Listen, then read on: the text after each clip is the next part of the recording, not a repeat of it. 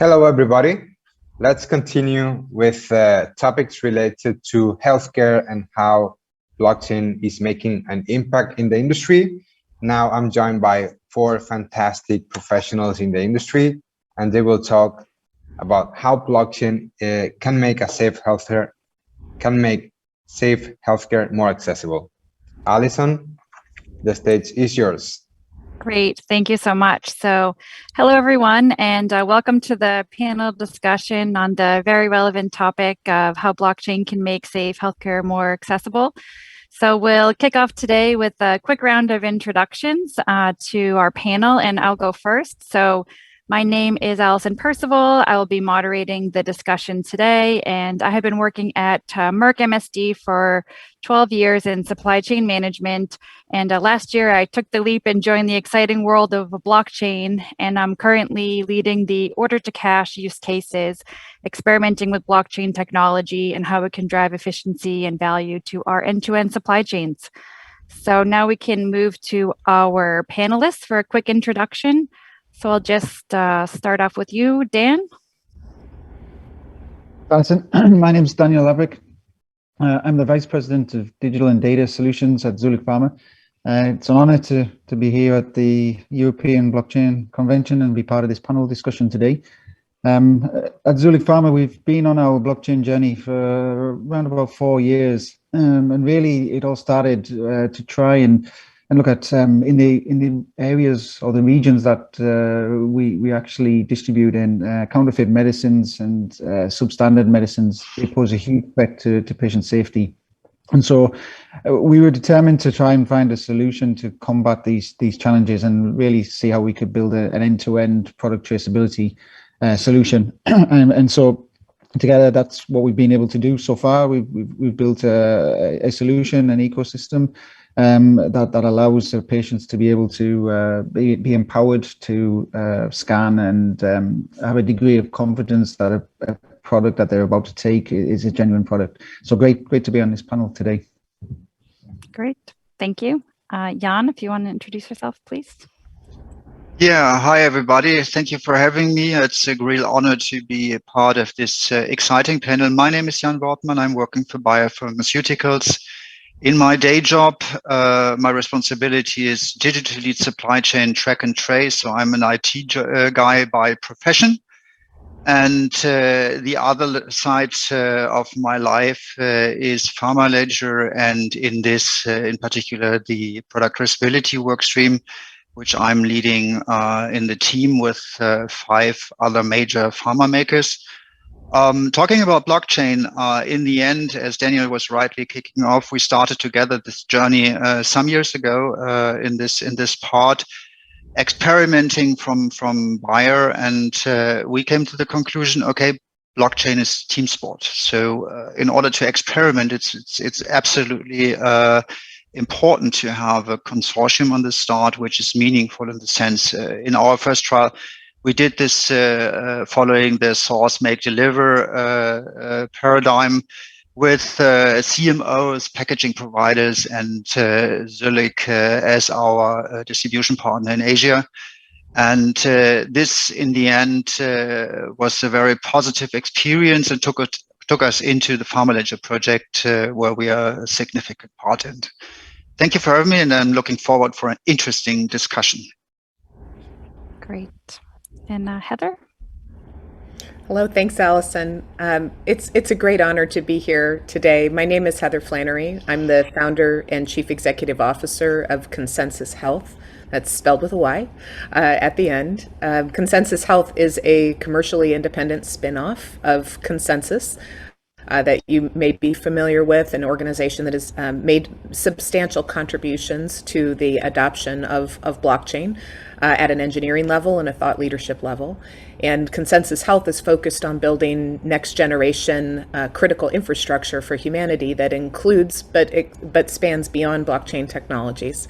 And personally, I'm incredibly honored and humbled to work at the intersection of my conviction and my passion and my organization's ability to partner and contribute to the advancement of our industry. It's an amazing and exciting time right now. I also serve in several volunteer leadership capacities, including chairing a standard in development at IEEE, chairing the blockchain task force at the Health Information Management Systems Society, chairing the Enterprise Ethereum Alliance Health Interest Group, and a wide range of areas looking at how to drive and overcome barriers to adoption of this potentially extremely transformative family of technologies. It's great to be here. Looking forward to a terrific conversation. Amazing. So really feel privileged to have such an experienced panel here to have this discussion. So one quick note before we jump into the questions to the audience, if you could, as with the other panels, please pop your questions into the chat. We will dedicate some time at the end of the discussion to answer those. So the first foundational question really is for all of our panelists here, so the three of you, and it is, why do you believe that blockchain technology can make safe healthcare more accessible? And if you could please elaborate and tell us about existing initiatives and use cases in your companies and or examples of complete implementations that are driving towards this vision. I don't know if Dan, you want to start or? Oh yeah, no problem at all. Yeah, I think for us at Zuellig Pharma, what we've been seeing in the last few years is really our pharma clients across Asia are facing a couple of challenges. One is around counterfeit medical products. The other is around, I guess, damaged products due to heat exposure. And so really, Zuellig Pharma, we have a mission, it's to make healthcare more accessible. And this, true to this panel, making safe healthcare more accessible. And so really, we wanted to explore how we could best use a digital solution to address these growing concerns. And I think Jan alluded to it. We started this journey 4+ years ago, and working alongside Jan on a few different, or a proof of concept. And then really, how could we take that one step further? And so really, we implemented a solution called Easy Tracker. It's an app, it's a track and trace based on blockchain, really to allow products end-to-end visibility, as I mentioned, running on blockchain. And the whole idea is to really ensure that it's from an authorized source, and then from there, can we build on more and more kind of use cases? And one of those was around are the products being stored in the right temperature conditions? Obviously, this is very important when you think about COVID-19 vaccines. We'd have to be stored at super low temperatures, and same with a lot of these cold chain products around vaccines.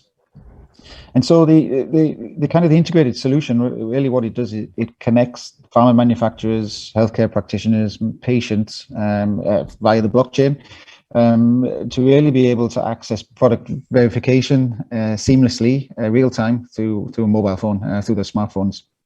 And so what we've been able to do is kind of, now we have all the products, or we're starting to bring all of the products registered onto the blockchain network. We get them serialized, and then we can track them all the way through end to end. So we know where that particular product came from, that particular box, and where it ended up, and in what temperature conditions, and how it was actually delivered there.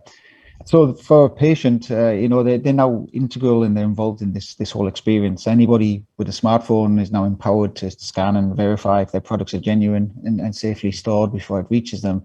And obviously this then builds confidence in the product, and we start to address any kind of questions or concerns around patient safety.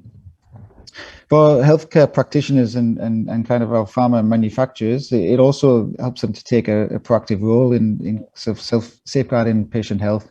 And we're also seeing a lot of operational processes that can be improved by having this end-to-end visibility of where inventory is at any point in time, and being able to integrate into other systems, and also give kind of really deep, insightful analytics and insights And so this really helps everybody who's connected to this ecosystem. They become better equipped to fight fakes, improve gaps in their operations, or even around being able to ensure that cold chain processes are being adhered to. So, yeah, really, this is a kind of a real live case. We sometimes get asked, is this a pilot, a proof of concept? It's something that we've launched into 4 markets in Asia so far, with another 3 or 4 planned for next year.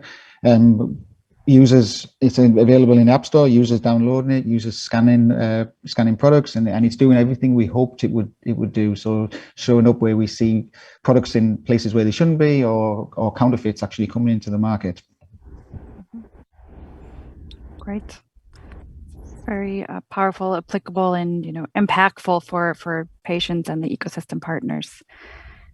Jan, if you want to maybe answer the question in the work you're doing with PharmaLedger and Bayer. Sure, happy to do so. First of all, building a bit on Daniel's point. So we are in a bridge situation. On the one hand side, we are on the logistics side, which is my core business. On the other hand, as a drug maker, our fundamental interest is how we can be faster in designing and developing drugs on the one hand side, and the other part, reaching out, having a better communication, better contact to the patient. So these are the 2 things that we have. Starting with the first thing is, yes, product is getting more complex every day. The regulation is turning every day more complex.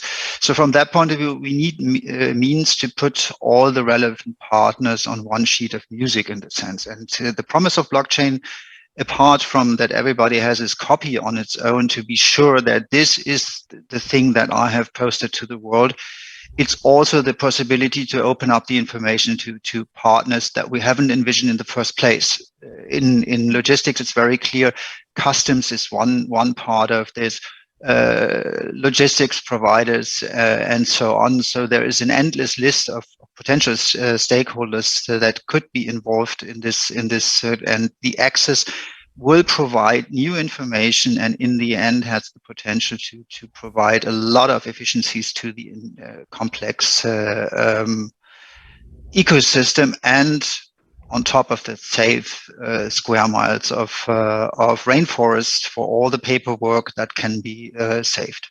So that's the logistics part of the medal. On the other side, we see the potentials for everything where we have the potential to involve patients in the sense.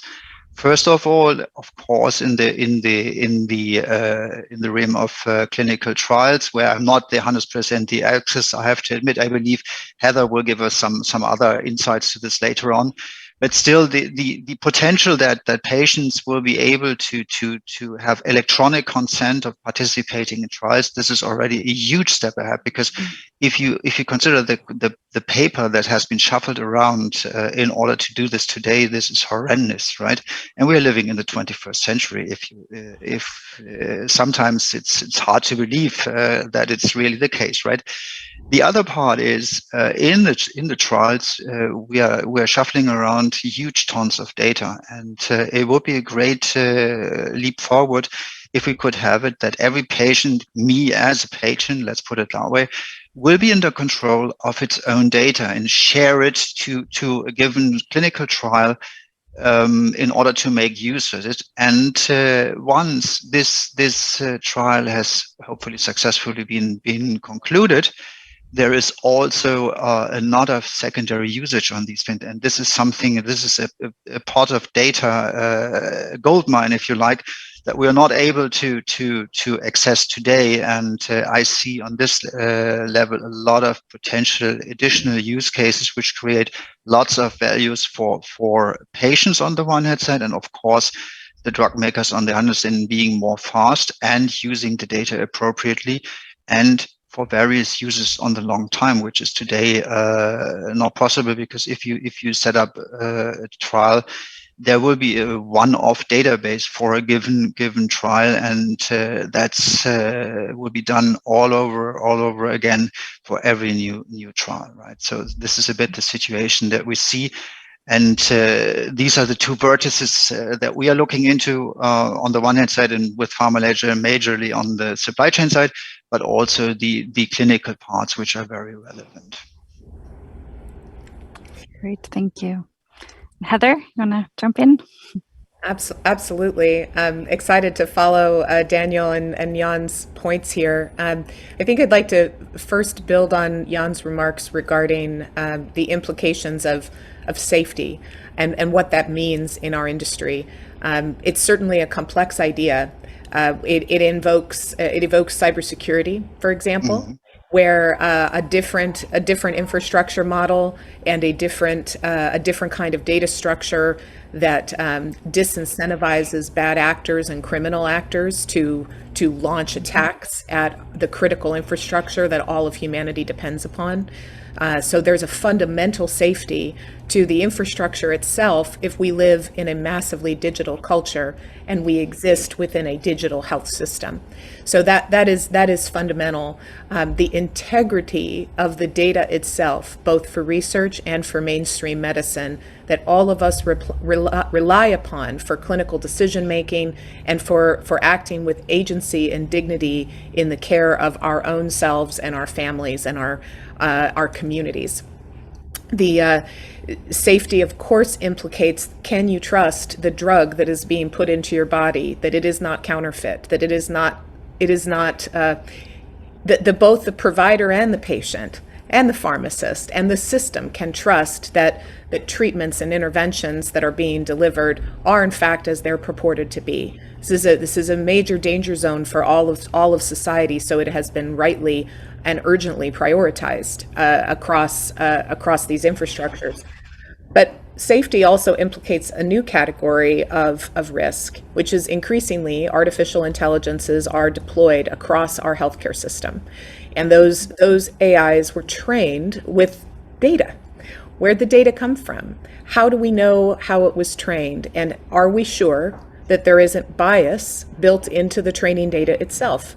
Accidental, unintentional, but institutionalized bias that actually worsens instead of improves upon the very substantial divides that we have around health access, digital inclusion, and more. So blockchain in that respect is a part of a story that can change the way that healthcare has been in the process of being digitized. And unfortunately, we've had unintended consequences where we've left behind large portions of the human population as affluent populations have improving access to healthcare, and those in poverty or on the edge often have the system isn't designed for them. And we have a new set of opportunities, and in our field, my esteemed co-panelists and many others are all working together on initiatives to drive digital inclusion, agency, dignity, privacy, and safety in all of its many contexts. And blockchain technology touches so many different parts of that. So it's, those are some preliminary thoughts on access and safety. Over to you. Great. And did you want to comment on any of the existing implementations or work in progress ConsenSys Health is driving in this area? Sure. We have two major initiatives underway. One is focused on a municipally scaled community care intervention that has blockchain at its foundation called Health Utility Grids. And those are to represent communities and individuals and create care coordination and integration of resources, public and private sector, around particular communities.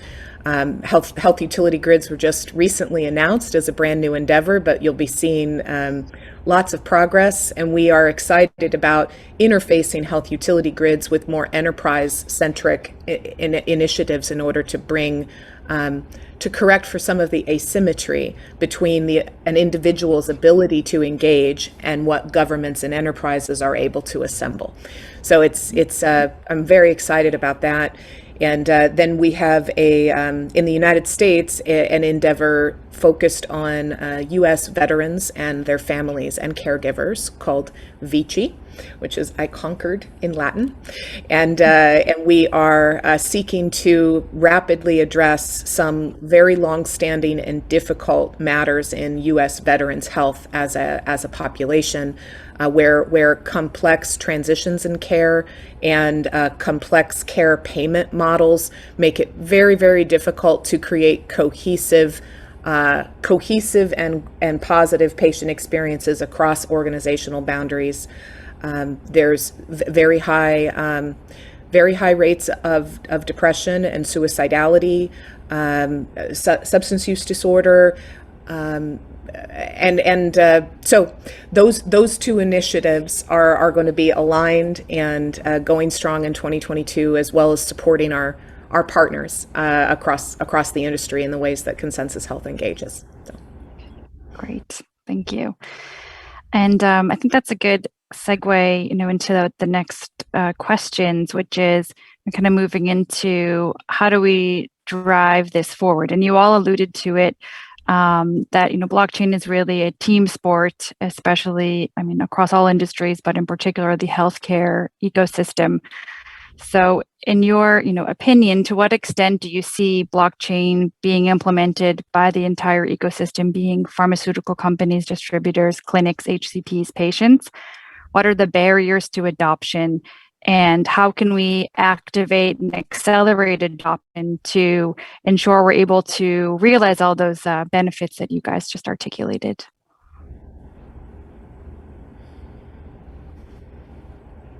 Me to take that one? I can Sure. start. I think, excuse me, I think Heather alluded to or spoke about really the data protection and security, I guess, at top of mind now. Obviously, blockchain, this empowers patients. They can create immutable and secure mechanism to share their information and records across the ecosystem. You can then start to obviously tag on connecting IoT devices, giving real-time measurements, updating doctors immediately. I guess for us at Zuellig, what we tried to do, or what we're looking to do, is really to connect all ecosystem partners effectively through blockchain. And we looked at a few different use cases. We started off with how can we use this to kind of speed up product recall process, and from there, what about reporting adverse events, and then from there, how about track and trace of particular products, and being able to tag those patients to an individual pack of medicine and vaccine that's been taken. So that's the kind of one side. Then we've looked at then following from there, then the natural kind of evolution is how do we integrate this with clinic systems, and so that to be able to use this end-to-end visibility with the blockchain network to analyze demand and inventory of stock. So when stocks are running out, be able to trigger an alert or actually trigger an auto replenishment so that the reorder process becomes seamless. It sounds very simple, but at the moment you just can't do that because there's no visibility of where stocks are at any point in time.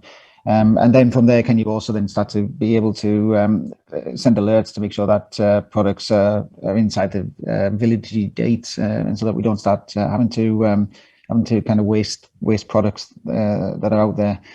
I think Jan and the PharmaLedger team they've been looking at how to look at e-product information. Again, I think it's a great initiative. Really, how do we get rid of this paper and move to digital?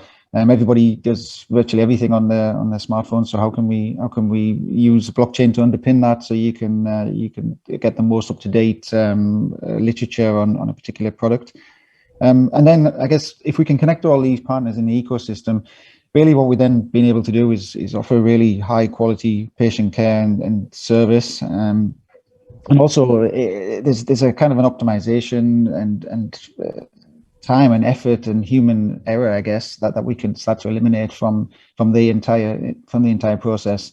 And obviously patients, they now play a key role in this whole ecosystem, and they're in control of what they want to share or not share, and in this journey.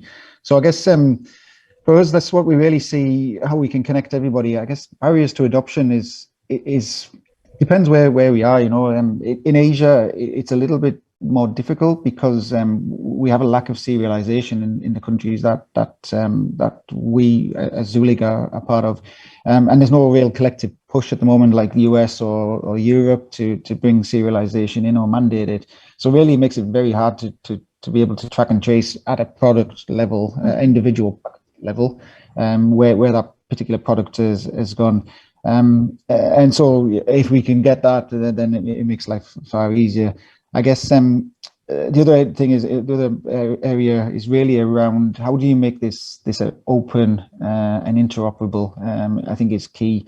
How do you make it as easy for any party to join a blockchain network? So no barriers to entry. Cloud agnostic, I guess even blockchain agnostic. How can we make sure that anybody can join and that it's an open network with no owner in effect, so a true distributed ledger. And I guess the final one I think is really there's maybe a bit of a mindset shift that needs to take place. I guess how do we patients and citizens, how do you get the message across that sharing and centralizing data is kind of in their interests, as long as they're kind of the custodians of that data. And I don't think we're quite there yet, but I think if we can get through some of these key kind of barriers, I think we're well on the way. You know, do you mind if I jump in and react to that? I agree with you completely, Daniel. And there's one other barrier to adoption I'd like to highlight that may not be, that's not obvious or self-evident to just the world at large. And it's that regardless of how interoperable or broad, how many different protocols are supported, how many different clouds are supported, we are talking about a new class of infrastructure. And you said yourself, Daniel, that no one owns it. Well, then, if no one owns it, how does it get capitalized? Who invests in it?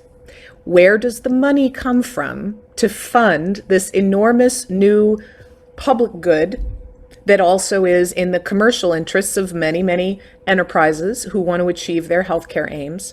And then if it becomes the trust layer, literally the trust layer, the cybersecurity layer, the identity layer of a new emerging digital health system, how do we underwrite that risk? Who writes the insurance policy? Who underwrites it? Who owns that? So the legal entity structure that can house these things is unique to each jurisdiction, but needs to exist. The governance model of a system without controls, in the sense that healthcare and life sciences means when we say that. These are major challenges that are, I would say, culturally antithetical between the idea of open Web3 and what that looks like, and what it takes to control and manage risk and bear liability in any sector of healthcare and life sciences. So there's a cultural mindset difference, and there are problems in capital structure, in legal orientation, in liability, insurance, governance. And that's a major focus area of ours. And but I think one of the most interesting and controversial sets of discussions about barriers. And I would lastly make the point that if that question were to have been posed to us even 2 years ago, we would have said that there were still major technological barriers and blockers. My opinion is that we're past that point. We'll continue to mature and evolve the technology, absolutely. But now our biggest blockers are structural, cultural, legal, capital structure, etc. Thanks. Mm-hmm. Jan, it looks like you look like you want to react or unmute. Sorry, that was the mute button. Yeah, from the PharmaLedger perspective, building on Heather's comments, I do not want to focus on the use cases. That's more on the broader perspective, what will be the next thing, because the use cases have been selected from a consortium of 29 members, 12 of them pharma companies. Now we have 2 additional associated pharma companies on it. We have clinical trials companies. We have patient forums on it. We have universities on it, which particularly support in the question on GDPR and those fundamental rights of our patients in this. So from this point of view, we have a very meaningful consortium on this part. But still, we see there are lacking elements. And apart from the use cases and the technological part, the consortium is a key element. And the question is how to drive this is a very interesting, which we are deeply discussing these days. This is one of the most fundamental tasks for the PharmaLedger project of 2022. First of all, to have a look and where is the capitalization part. So what could be the benefit, how benefits can be distributed, and we believe more in the question of how can we take in order to invest into better services to our patients. That's the point. This is all a work in progress, so it's very early to go into these lines. And the other question which is out there is always the question on the new oil. Data is the new oil, and how who owns it, as Heather is rightly saying, and how can we build on this, right?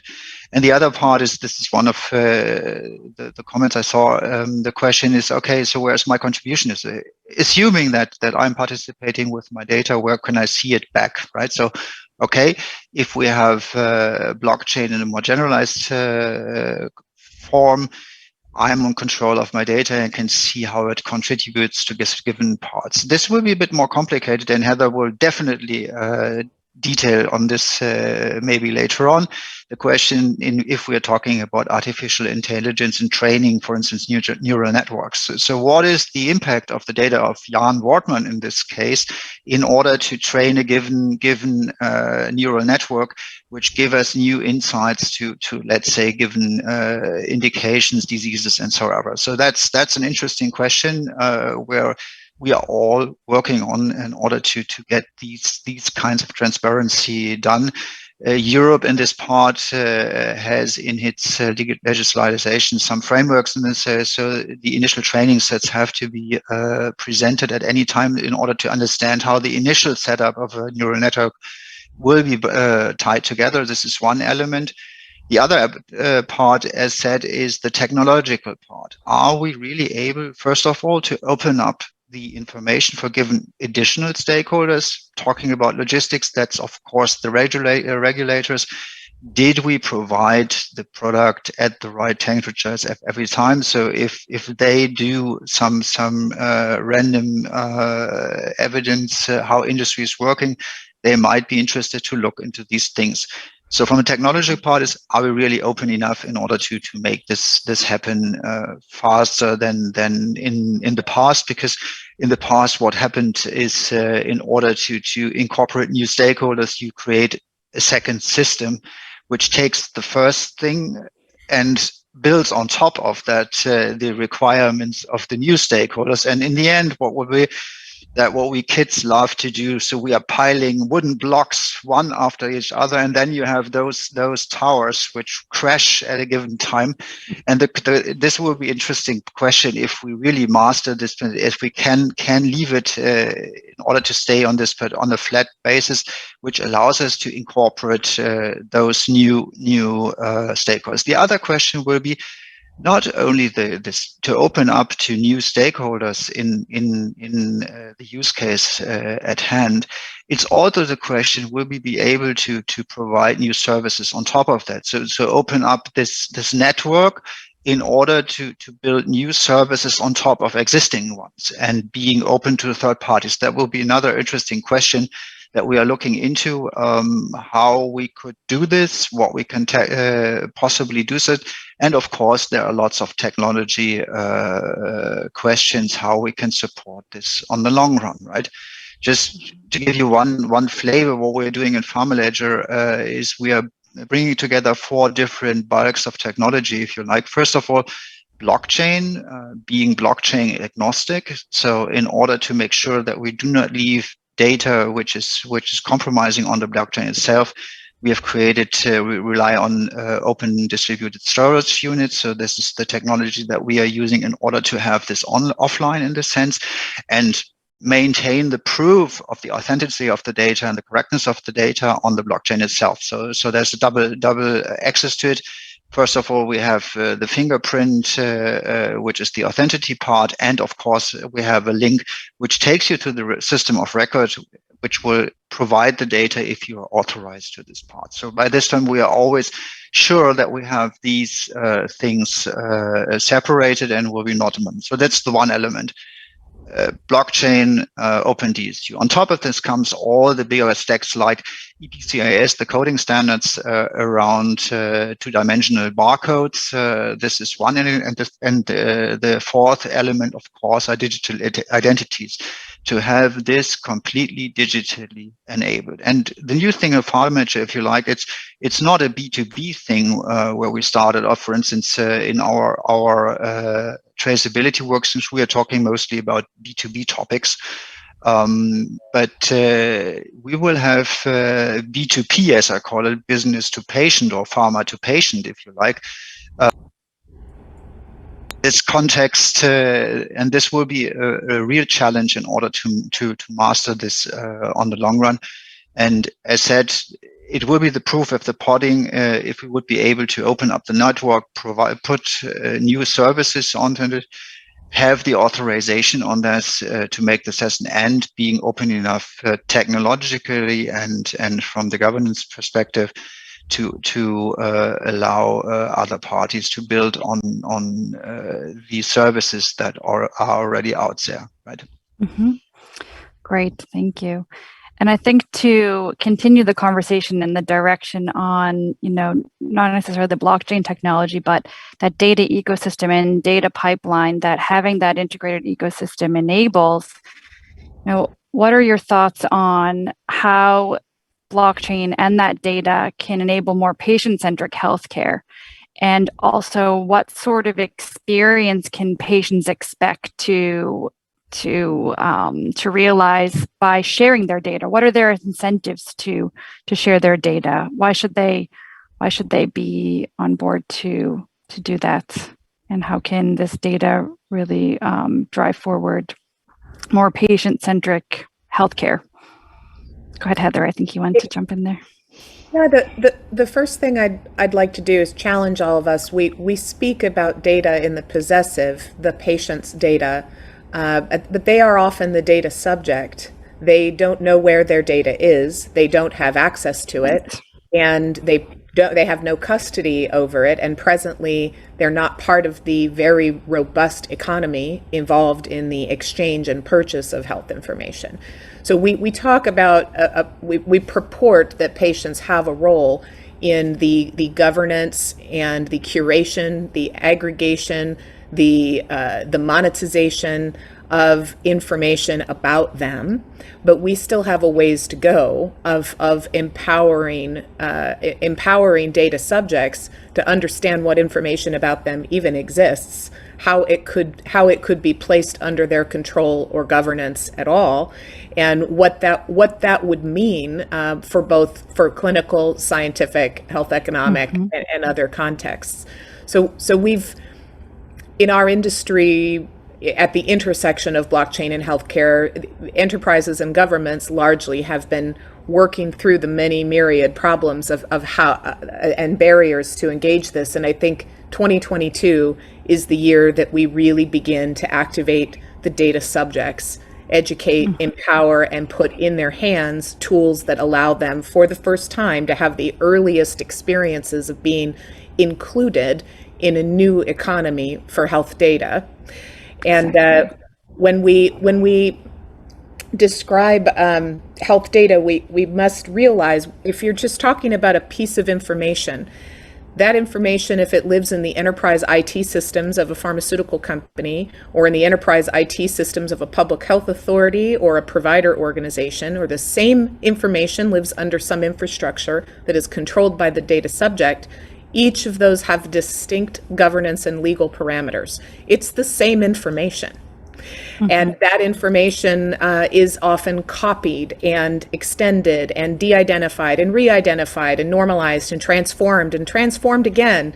And what we end up with, what we have today, is a very opaque, off-market data economy where the data assets themselves are, I think, by comparison to future data assets. If we envision what do data assets look like in the future, what we have today would be the equivalent of junk bonds. They are.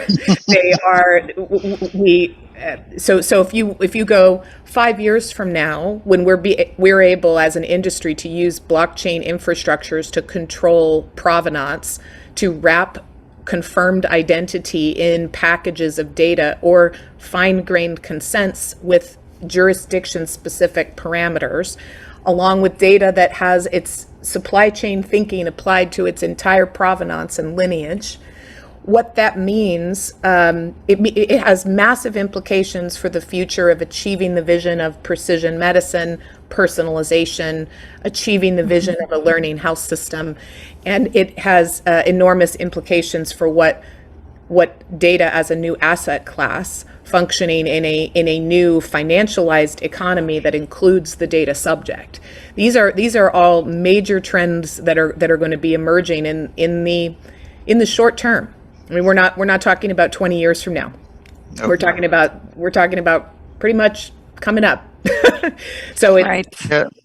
Go ahead. And linking into that, do you think that just simply owning the data is a sufficient incentive for this wider participation, or do you think that there's more, incentive required for citizens, patients to participate in this future data economy? Oh, well, I know Jan wanted to comment, but I would certainly suggest that is a necessary incentive, but not at all sufficient.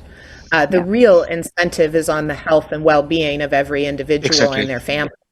Yeah, that's the real incentive. Go ahead, Jan. Yeah, please. Thank you for bringing up this. This was a bit my line, because in the end, it's the question on the various aspects of interests that we have. First of all, we see every time more educated patients, if you like. So they have questions and they are able to answer them, and they would love to have those answers right in their hands. And blockchain technology, as it works, gives us huge access to those kind of information via simple mobile phones, right? So that's the promise in this. You do not need a huge enterprise architecture in order to make this accessible to patients. Coming back to the initial quote, accessible healthcare, if you like.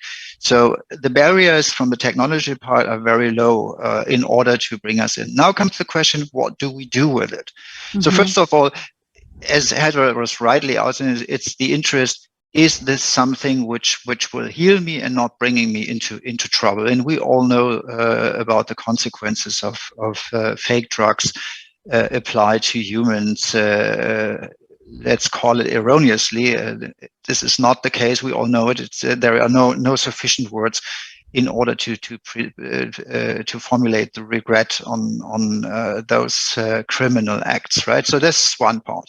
So in order to be, as an informed patient, to follow all the relevant information and process them on your end, right?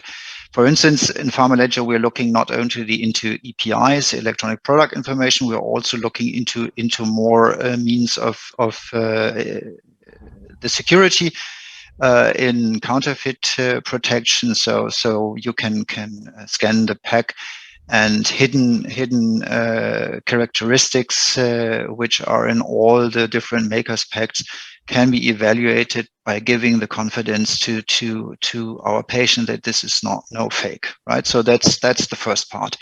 The other part will be on the long run. So what is, if taking the Bitcoin in question, I get a Bitcoin for solving the riddle for the ConsenSys. That's the idea in the background of Bitcoin in very few words. So the question is, what is the equivalent of mining in this question? And I believe the part is the participation of sharing the information. This is part of the mining, and this is the starting point. we have to still a long way to translate this in something meaningful, which will last on a longer period. Because at short term, it could be relatively easy. It could be the rewards as we see in clinical trials. But this is just the short-term initiative. The long-term part is more important, and the other part is how the contribution of given data is influencing AI, for instance. So from that point of view, there are a lot of new questions that we have to answer. And as Heather is rightly saying, this will not be solved in the next 20 years, so that this is more urgent. As said, PharmaLedger is working on this in the context of their use cases, but also we are looking a bit ahead on this point in order to make this happen and more attractive for those individuals which with a, let's say, deeper wish to insights from how medicine will be built, right? Heather, did you want to comment back? Just briefly, I would love to also highlight for the audience that our industry today is built on a first principle that data must be exchanged between parties in order for workflows to flow, whether they're clinical or scientific or regulatory. Data has to move from A to B for anything to happen, and a party has to get custody of data, put it under a governance model that they trust, their trust model. Then they can perform analytics against that data. Then they can use that to inform decisions. But until they get it and they control some copy of the information and put it under their own trust model, today, by and large, it cannot be used, whether you're talking about a regulator, a pharma company, a provider, a payer, it matters not. The data has to move copies of copies of copies. And every time it's copied and moved, it has to be transformed. It moves under a different regulatory model, and more cybersecurity risk is incurred. So that actually, our whole policy and regulatory environment is built around those first principles. But those are no longer actually the technological barrier that we have. The emerging paradigm that I firmly believe is happening very, very quickly is one where we can perform those analyses. We can conduct inferences. We can make predictions. We can provide derived data without ever moving or even exposing the source data. And that's true for competitively sensitive information of enterprises and sensitive health information of individuals under their own custody. It can be made available for analytical use in a completely privacy-preserving way without being exposed or moved or transformed. And that is a structurally revolutionary idea that really it is enabled by blockchain, but it's entirely about what happens off chain and at an infrastructural level. So this, when an individual is consenting to their data being used, for example, in the future, they're going to have to be educated about whether that means their data is being exposed or shared, or whether it's being used to run a query, to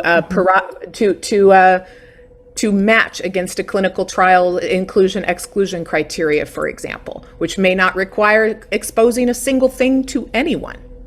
So it's a very different idea. And Daniel, I'm sorry, I think I cut you off. No, I was just going to add on to your point. I think if what you said is exactly spot on. You know, if we can bring together blockchain and layer on top of that confidential computing, then I think that is where we need to head towards. It's something that we've been kind of dipping our toe into and seeing how the two can coexist and come together. But I think everything you said, it really it kind of resonates with what we're looking to do as well. Particularly this question on providing the data for a given purpose under a given regulatory framework, for instance, clinical studies for EMA or FDA, there is always differences. So from that point of view, this is part of the inefficiencies in the system that we have, which cost us patients a lot of money, because in the end, the patient will pay it, or better, the payer if we are talking about health systems like the European one or the Canadian one.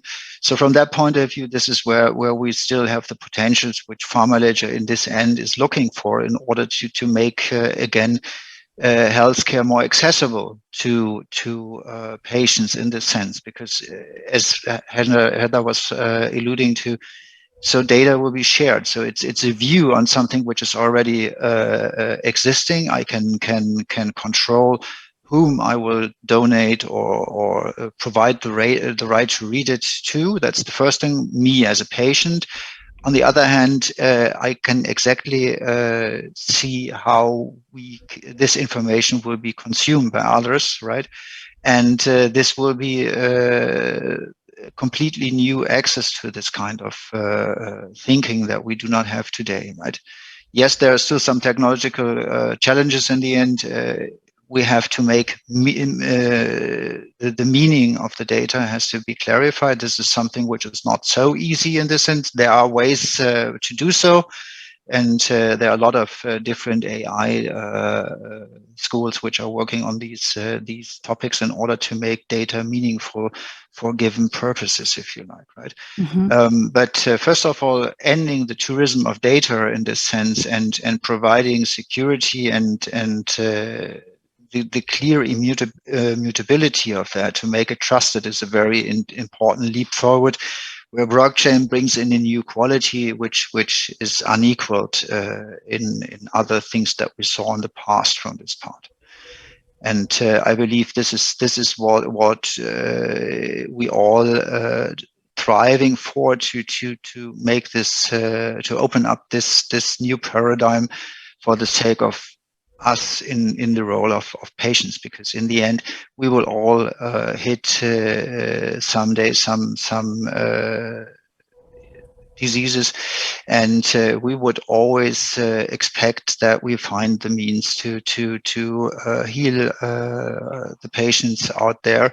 And the other part is, as Heather was also rightly alluding to, is we have to make this more accessible for the rest of the world, because COVID shows it very brutally. Unless we are not providing the vaccine for the entire humanity, we will be washed again by another wave of new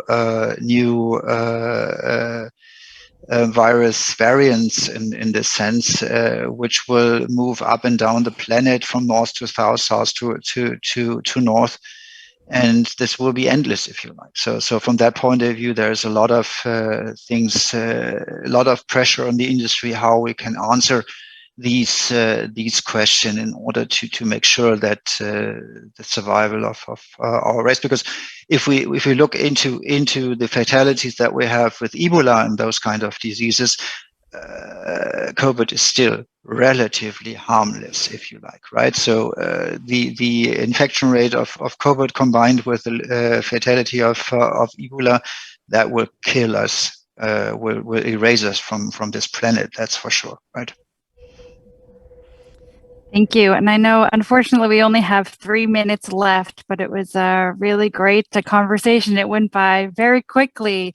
So we did actually address a number of the questions that were added by the audience based on, with the conversation. So that's good.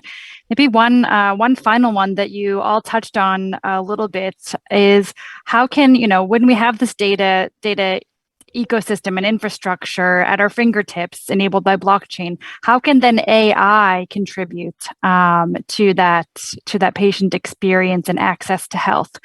So if you want to answer that final question and maybe have a final remark to close out the panel. I'll kick that one off. Sure. So quickly, our industry in healthcare and life sciences has long since prioritized AI and its potential. It is a top priority in every sector. If you speak with AI practitioners, what you will learn is that the core computer science, it continues to advance quickly, but we are blocked in realizing its potential in mainly sourcing quality data, not just the quantity, but the right data to be able to utilize that. And then that right data means data that is diverse. that is representative of the human population and that can be trusted. So an AI can unfortunately institutionalize the bias of the data that was used to train it. Not necessarily human bias, but a systemic after effect of the long-term consequences of vulnerable populations having limited access to care. Therefore, their data isn't represented in the systems effectively. You use that data to train AIs. Those AIs are optimized to serve affluent populations and not the vulnerable. It is unintentional but tragic as a consequence. And we have the potential to source high quality, the right data at the right time that can be trusted and correct for bias, and to unblock the potential of AI in healthcare because of the implications of a blockchain trust layer. Yeah, and building on it, first of all, AI is all about big data, more data in order to have better insight to the specific condition of a patient and so on. So for today, we see huge silos of information which are completely locked and not accessible. And the real promise here is that we are able to unlock them in order to make it accessible to AI, and by this come to better models which allow us better insights on diseases and will help us to live a more healthy life, and if you like. So from that point of view, it's the opening up siloed information is one of the major things that we see in this area, which is unprecedented from my perspective. Great. Maybe just I just add, I completely agree. I think Heather's much more of an expert in this area than I am, certainly around AI. But I agree that unlocking these data, basically getting access to this end-to-end view of the data, that's key. From there, we can then, we'll with AI, I guess we're just going to be able to super accelerate all of the insights that we'll get. But I think the key is having this foundation layer, and blockchain is really helps us to achieve that. Great. Well, I think we're over time. So thank you so much for the great conversation. And I know we could really continue much longer, but we have to move on. But happy to be part of this panel today, and all the best for 2022 and your ongoing work to realize the increased access to healthcare for the industry. So hand it over to you, interesting Daniel. discussion. Thank you very much to all participants. Yeah, I guess at the end of the day, if we all share more health data, we all win, right? So maybe the idea is, how do we make it, right? Thank you very much again. And I invite all attendees to join us for the last session of the healthcare track. And yeah, see you in a bit. Great. Thank you. Bye. Thank you. Bye-bye. Thank you.